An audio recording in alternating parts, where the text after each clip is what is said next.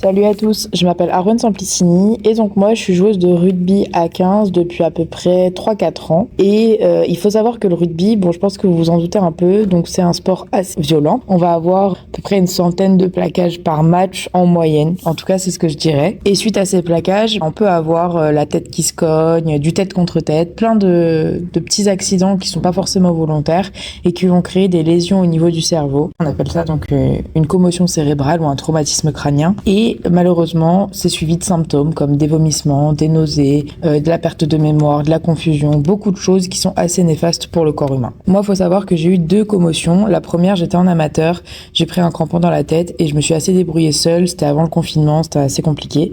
Et la deuxième, donc j'étais au Racing 92 et là, j'ai eu une commotion, mais j'ai été super accompagnée. On m'a même réparé ma commotion et ça s'est passé beaucoup mieux, on va dire, que la première fois. Du coup, je me suis rendu compte qu'il y avait un moyen de réparer ces commotions. Donc en me rendant compte de ça, je me suis dit, le seul problème, c'est qu'il faut réussir à la détecter, la commotion. Et donc là, j'ai eu l'idée de créer BrainShell. Intégrer un composant technologique qui permettrait de détecter en temps réel si oui ou non il y a une commotion afin de soigner le joueur dans les plus brefs délais. Donc ça, c'est un peu notre POC, notre proof of concept. Faut savoir qu'en gros, grâce à différents capteurs qu'on essaye d'intégrer, on peut voir en temps réel sur l'application qu'on a également développée si le choc a dépassé un certain seuil et savoir donc si oui ou non il y a une commotion cérébrale. En fait, on va détecter une accélération parce qu'il faut savoir que votre cerveau il est dans un liquide, dans une boîte, et donc c'est le fait de se cogner aux parois de cette boîte qui crée des hématomes et donc la commotion cérébrale. Tout ça, on va faire en sorte que ce soit en temps réel avec une intervention la plus rapide possible